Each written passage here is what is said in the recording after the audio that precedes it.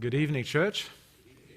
If you have your Bibles, would you please open to 1 Thessalonians chapter 2. 1 Thessalonians chapter 2, we are looking at the moment at moving from being shamed to being approved, to being the kind of people that God looks down and He smiles at. Not the kind of people that God looks at and says, shame, shame, shame, you know. We want to be the kind of people that God is happy with. And so we're going to look at how we can get the test of approval, you know, the stamp of approval to know that God is on our side. The points we're covering, if you have your outlines, will be in the back of the bulletin. It's the message, the motive, and the mustn't. And we'll be looking at the verses from verses 3 through 6. And so we'll see what we should have and what we shouldn't have in our lives. I can't give you a formula for success. There's so many different formulas for success. But I can tell you one sure way to fail is to try to please everyone. If you take the wisest man that ever lived before Christ came to this world, and you had to ask him, what is your formula for success? He would have said, the end of the matter is this. All has been heard. Fear God and keep His commandments. Fear God and keep His commandments, for this is the whole duty of man. That doesn't sound like going around and pleasing everybody. That means that if you want to be successful in every aspect of your life, as Solomon was, make sure that you please one person, and that person should be God. And so we come to the first point, your message, right down at the bottom there. We'll see what it is, your message. And if you want to fill out the outline is, do have the correct origin. When you read the text, it says this, for our appeal does not spring from error. In other words, our appeal does not originate from error. So what would the correct source be if the incorrect source is error? See, I'm trying to look at it from the opposite. From verses 7 through verse 12, he's going to give this in a positive point of view, but tonight we just want to look at it from this first section because of what it tells us, or how it talks about being the kind of people that will seek God's approval. So that's the context.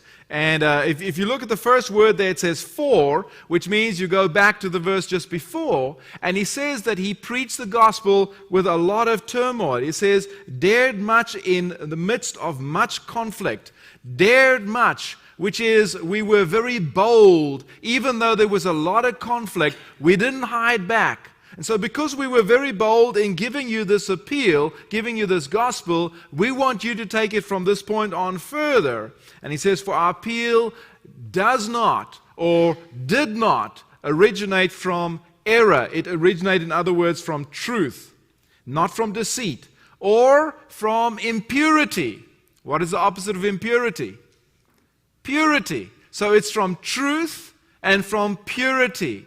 So if we're going to make sure that the message, the gospel of Jesus Christ that comes out of our mouths is going to come from the right source, it will come from purity and it will come from truth. And then he says, or an attempt to deceive. This is cunning or treachery. So what we want to do is not deceive. If you see you giving the gospel over and you see the person's not accepting the gospel because it's not, let's say, politically correct, you can try to phrase it in a way that you know they will accept it. But that is not the gospel. And what they're going to get is not what they need. There were a lot of people going across the Hellenistic marketplaces during those times, preachers of the gospel, and they were using their wit to convert the world. And today you still have a lot of preachers doing that. And it's about a popularity test, and it's about giving people what their itching ears want to hear. The only problem with that is, once they become Christians, once they become believers or followers of what? Of the truth? No, of the person that's giving them the message, it won't take. And so we must make sure that the message comes from the correct origin. I know that myself included and many people probably in this building have left different churches or denominations for something else. We left the church for the gospel of our Lord and Savior Jesus Christ. We left man-made teachings. Some of us paid a lot to leave. It was not easy. It was not painful. And there is no way somebody like me is going to go back to that which I've left. It cost too much. And so what we do from this point on is we witness the Word. We do not witness with our own wit. There's an ancient Japanese form of art called kintsugi. Kintsugi. It's spelled Kintsugi. And what it was is you would have this really nice vase and it would break. And what they would do is they would take this vase and they would build it back, but they would build it back better than what it has ever been before. And they go for such an incredible amount of money. Because what they would do is the veins that they would use to stitch this vase back is pure gold. So it looks really nice. It's polished and it's buffed again. And you see these veins of gold. When we became Christians, what did we do? We died, remember? We were broken, just like Christ died on the cross, and He was broken on the cross. So too, we died. Once we were dead, we were put in the tomb, right? We were put under the water. And then we did what? We resurrected to walk in a new life. And what happened is Jesus Christ stitched us together. But the veins that we have is not pure gold. The veins that we have that stitches us together is the blood of Christ. There's nothing more precious than that. And so we take what we have. This is how Romans 6 verse 5 says. If we have been united together in the likeness of His death, certainly we also shall be in the likeness of His resurrection. We do not exist anymore. Christ exists in us. And when we walk and when we talk the truth. We talk with honesty. We do not deceive. Let's think, this was 1971. There was a guy by the name of Ray Tomlinson. He sat behind a computer, a very old computer, and he sent a message across his network to another computer in the same office complex. That was known as the first email ever sent. Today, every single day, how many emails do you think get sent? It's 1 billion. 1 billion. 1 billion emails get sent every single day. Now, all those emails, are they all truth? They're not. But a lot of them are. And so, in this mass communication that we have, we try to present truth. There is nothing, even email, that can be more effective than our own lives. But you have to watch your message. Your message, the origin of your message must be correct. It must be truth, purity, and honesty, not error, impurity, and deceit. Don't you just like it when you come to a lesson like this and you look at the text and the outlines there? I mean, it's 3 points, right? Every preacher should just love this. There's 3 points just waiting for you there. Okay, let's go on to the next point, which is number 2, and let's look at the motive. The motive is do not seek to please God. And so go to the next one after the message. There it is. The motive is do seek to please God. So you see the words in yellow there? Approved by God. You go into the stores and there's a stamp on every product you can buy in a store. And it's stamped by this or this corporation, and it's got this inspection behind it, and some rules are more tough than others. But it's got to have that stamp or you don't buy it. Well, in the same way, every Christian should have that stamp. We shouldn't be ashamed. Our message should be correct. Number 2, our motive should be to please God. Here you have not a head, heart, and hand. You have a head, hand, and heart points laid out. First of all, what do you need in your head? Secondly, what do you need in your hands? It's the words coming. Your action is the words coming out of your heart. Thirdly, he's going to talk about the motive of your heart. But for the first one is what we should have in our heads. He starts off with the word but. In other words, I've had all these negatives. There's error and the impurity and the deceit. Now, contrary to this, a very strong contrary to this, in contrast, but just as we have been approved. Now, there's something that's going to come across in the Greek that won't come across in the English. We have the word here, just you've been approved, and then you have the word test. In Greek, that's the same word. This word here is a perfect passive. In other words, it's something that happened in the past. When you died, when you were buried, when you resurrected, that happened in the past. You were approved. Your baptism sealed you. It put the seal of the Holy Spirit on you, and you were perfectly approved. And you think, well, that's it, right? But here it says test, and the test here is a present participle. And so it is actually the word testing. It's something that keeps on going. So there's approved, here's approved, but it's approving. So you've been tested by God perfectly, and now you're being tested continually. And this is going to break up into 3 points. First of all, but, the first one, the head, but just as you have been approved by God to be entrusted with the gospel. That's happened. You were baptized, and God said, you are now ambassador. You are now walking, you are me. You are Jesus walking in the flesh. You've been approved. So that might be where it stops, but it doesn't. And once you've been approved, the way you know that you've been approved is something's going to come out of your mouth. You're going to want to speak in a certain way. And that's what we have in the hand. So we speak how? Not to please man, but to please God. See, that is proof of you having been approved. And I've seen people come out of the baptistry. I've seen even in the last few baptisms we've had, I've had people bring their whole families here, and their families weren't in agreement with what they'd just done. Some of them were in terrible disagreement, but they were so proud of what they were about to do, they brought their families with. So I want you to see this. And so by their very action of being baptized, they were already speaking, which is a massive thing. So we speak not to please man, but to please God. And here comes the word approved again. It's the word dokimozo in Greek, who tests. And this should be who is testing. It is a present active participle. Who is testing. And what is he testing? Our hearts. And only God can do that. Nobody else can do that. Nobody else can know what's going on in my heart.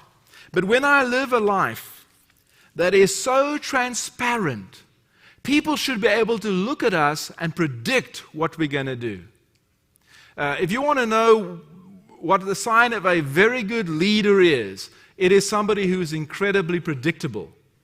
If you're working for somebody today, if you have a boss and you're working for that boss, and that boss isn't predictable, I feel very sorry for you. Because you don't have a good leader. You don't have a good boss. You may be very happy one day, very sad the next day. Well, you want to work for somebody who's very predictable. Doreen and I have a problem in our house. We have a dog that predicts us, and we can't figure out how. I can be sitting on my rocking chair and studying the Bible and put it down, 10, 20 times a day. But I put it down once, intending to leave, and without me saying a word, he'll get up and he'll go and get in his box. And I have no idea how he does it. Or if I'm about to go to bed, I'll put the TV controls down, or I'll pick them up, or I'll do something that I've been doing all night. But just the way I do it, something about it, and he'll know it's time to get in the box. That got me thinking, we have to believe that God is this type of a character that we're reading here, that He's honest, that He's pure, that He's all these things He wants us to be. And so I'm thinking God is looking down at us, and He can predict our lives. We need to be so transparent with our God that He knows that we are His people. It's when you are running a con, when you are deceiving yourself. And I know some people who are really good at deceiving themselves. You can call it denial, you can call it whatever you want to. But they just don't listen to what they're saying, We mustn't be doing that. We must be so honest with ourselves, so honest with our God, so honest with people around us that they can say we are 100% predictable. All right, the third thing we need to look at is what we mustn't be doing. You mustn't. And just two things, greed and glory, that I've included. Our text has got three things. But the first one sets it up for the second two. The first one says, verse 5, "For we never came with words of flattery. The word flattery isn't just trying to flatter somebody. The word flattery, according to the New American Commentary, could also be the practice of tailoring truth to fit popular opinion. The practice of tailoring truth to fit popular opinion. Think about popular opinion in our day and age. Think about how we must go about, or how we could go about, tailoring this truth so that it would fit every context, and how scary that word would be. Would we even recognize it at the end of the day? For we never came with words of flattery, as you know. Now listen carefully to what he's saying. When he says, as you know, he's saying, you are my witnesses. So there are certain things that everybody can witness. Our lifestyles need to be so transparent with each other that we can be witnesses for each other. He says here, and he's talking about greed now, nor with pretext, nor with a mask, nor with pretexts, for greed. And who's the witness now? You see, there's things that we can't predict. There's things we can't know. I don't know your heart. I may try to guess your heart, but I can never do that successfully. But God does. So when it comes to greed, only God knows what's really going in our heart. When it comes to flattery, everybody can know. Have you ever come across somebody who flatters? What's the difference between somebody who obeys Romans 12:10, who seeks to esteem others better than yourselves, who tries to compliment others, and somebody who flatters? What's the difference? Think about that for a second. Flattery normally isn't truth. They don't know, like somebody can come into your house and your house is an absolute mess, and they say, oh my, you keep your house so wonderful. Well, that's flattery, right? Maybe if they just took a second to look around before they opened their mouth, they would have seen. They shouldn't have mentioned that. Look for something else that you can compliment. Don't compliment that.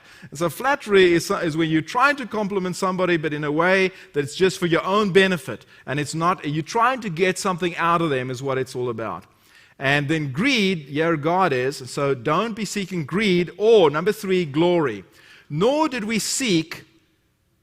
And this is again a participle, so it's seeking praise or seeking glory. Nor did we seek glory from people, whether from you or from others, though we could have made demands as apostles of Christ, or as special messengers. If Paul is including Silas here, it would be special messengers. If it's just apostles, Paul would be including himself as an apostle and the other apostles. Not sure exactly which one he is. But this could be in terms of respect or finances. As an apostle, he could have demanded finances from them. He could have demanded respect, but he didn't do either of those.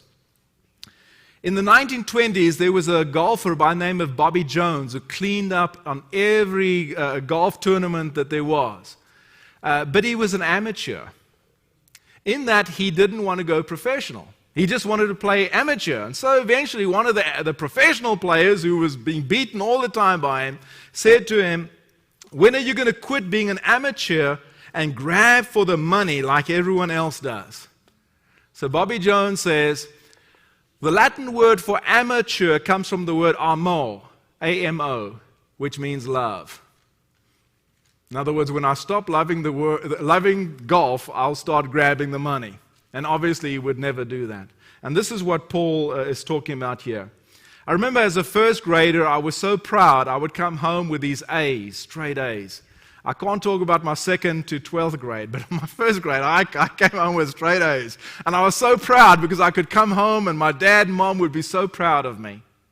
And that's what I sought. I sought to make my parents proud. And then we read in Luke chapter 22, verse 42, where Jesus says, not to do my will, but to do thy will. When it comes to getting God's stamp of approval, it's all about not being trying to approve people, not trying to make people happy with you, but saying, you know what, I'm going to make sure that the message has the correct origin. I'm going to make sure that the motive is not to seek to please God, and I'm going to make sure that there's a few mustn'ts that I won't have in my life. I won't have greed or glory. And it all starts, in this case, with flattery. If you want to get God's stamp of approval, this is something that we started today. We started with Brian's sermon on baptism, and we're carrying it on throughout the whole month about moving from shame to approved. But it starts here by you looking at your life and asking yourself very honestly, are you trying to please God or are you trying to please man? If you want to please God, what one thing can you stop doing right now? And what one thing can you start doing right now that would please God? I normally say two things. I'm making it real simple. What is it? What is it you could start doing? Is it by coming forward?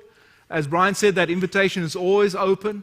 Making sure of your calling and your election before God by being baptized as you should, because there's some doubt hanging over your soul? Or is it something that you need to give up? Is there some type of a lifestyle that you're leading, which is always saying, I wonder how this is going to come across? You know, if people don't like you for who you are, if they don't love you for who you are, you don't need those people as your friends. If you're trying to change to please the world, please don't do that. But if there's something you need to do to change today to please God, if by being baptized or coming for the prayers of the church, whatever your need is, please come forward right now as together we stand and sing.